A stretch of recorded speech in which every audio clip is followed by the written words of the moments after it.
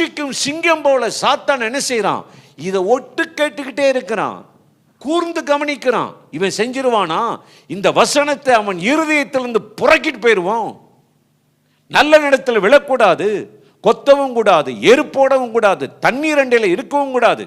அத்திமரம் போல வழியருகே இருந்துட்டு போட்டோம். வர்றவன் போறவன் பூரா அந்த தடைப்பு, அந்த அடைப்பை, தகர்ப்பை எடுத்து போட்டுட்டு போயிட்டோம். ஏன் நான் வச்ச இடத்துல இருக்கணும்? ஆதாமி ஏவாளி ஏதேன் தோட்டத்தில் தானே வச்சாரு. இவங்க கொழுத்து போய், அன்பு செய்யப்பட்ட மகன் கொழுத்து போய் யெஷூரன் தேவனுக்கு விரோதமாக தன் முகத்தை மறைத்து முதுகை காட்டி, நான் அங்கெல்லாம் இருக்க முடியாது, வழி அருகே தான் இருப்பேன், என்னை மிதிச்சுட்டு போகட்டும், தண்ணி அருகெல்லாம் இருக்க மாட்டேன், வேலி அருகே தான் இருப்பேன், கனி கொடுக்க மாட்டேன்.